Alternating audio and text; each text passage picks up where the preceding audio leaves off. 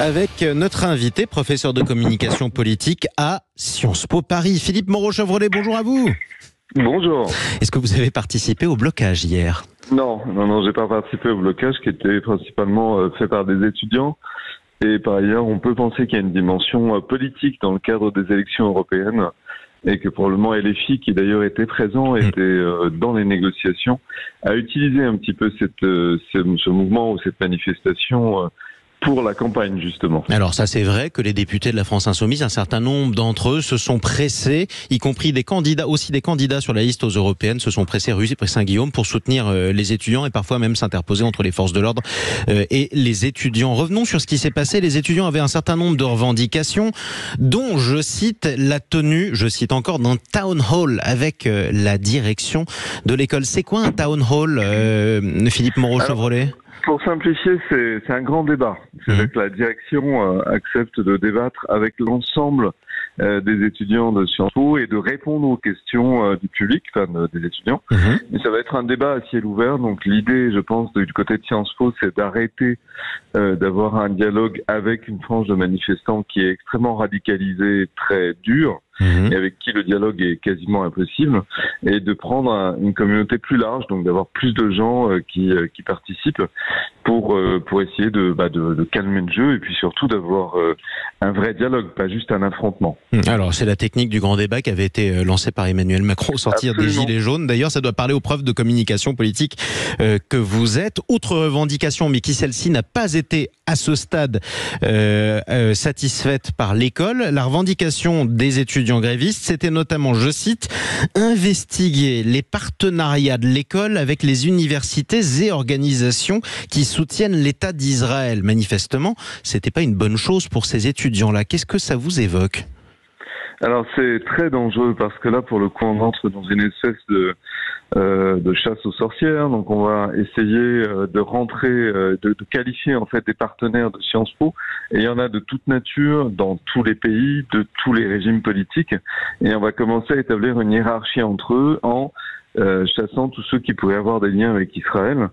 C'est évidemment très dangereux comme logique, très délétère. Et le problème, c'est qu'en fait, Sciences Po est en train de calquer un peu sa logique de fonctionnement sur celle des grandes universités américaines qui en ce moment sont traversées par des mouvements du même type, alors beaucoup plus violents parce que sur certains campus américains, il y a eu des menaces, des agressions physiques contre les étudiants juifs.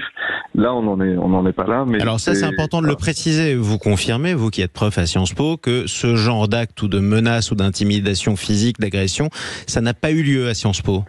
Mais il y a un cas où on a un doute, on ne sait pas exactement ce qui s'est passé, mais on n'est pas au niveau de violence qu'on peut connaître à l'étranger. Non, on n'y est pas, heureusement.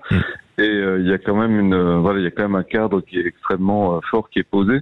Après, il y a un risque, et le risque, il est profondément inquiétant, très sincèrement. En tout cas, ça montre aussi l'américanisation de cette école de Sciences Po Paris. Tiens, c'est pour ça que je vous parlais de cette demande de tenue d'un town hall. C'est un terme que personne ne connaît en France, sauf ceux qui s'intéressent au débat étudiant aux États-Unis, quoi.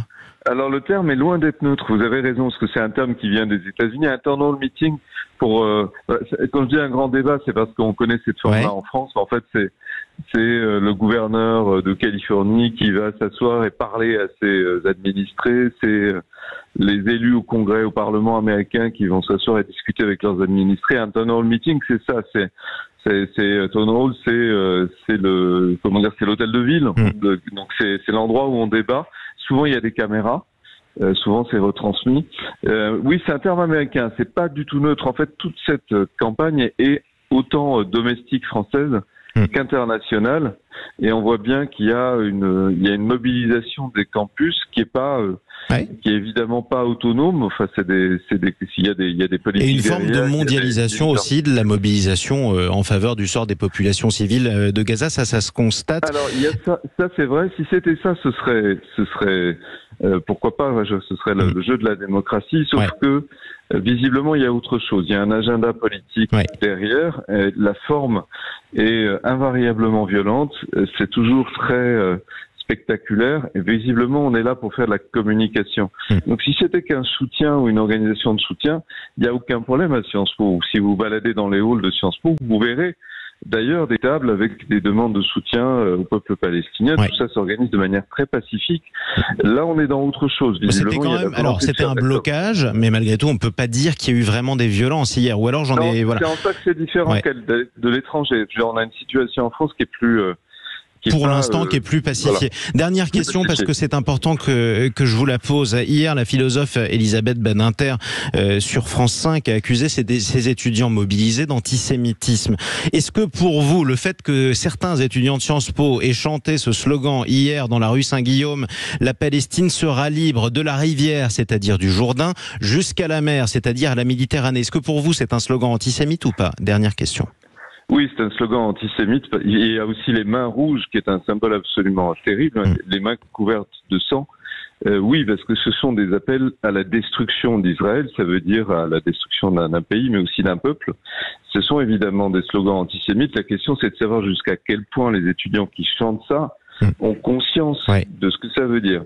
Mais c'est très grave. Notamment les mains rouges, vous le citez, ça fait polémique. Alors, effectivement, parce qu'il faut qu'on s'arrête sur ce qui s'est... Voilà, il faut qu'on s'arrête sur cette main. Montrer sa main rouge, ça peut montrer une main tachée de sang, sauf que ça évoque ce qui s'est passé il y a quelques années en Israël lors de l'intifada, lorsque 2 soldats israéliens avaient été lynchés par la foule, et l'un des Palestiniens, c'était à Ramallah, je crois, avait brandi avec le sourire triomphant sa main tachée du sang de ces soldats qui avaient été lynchés.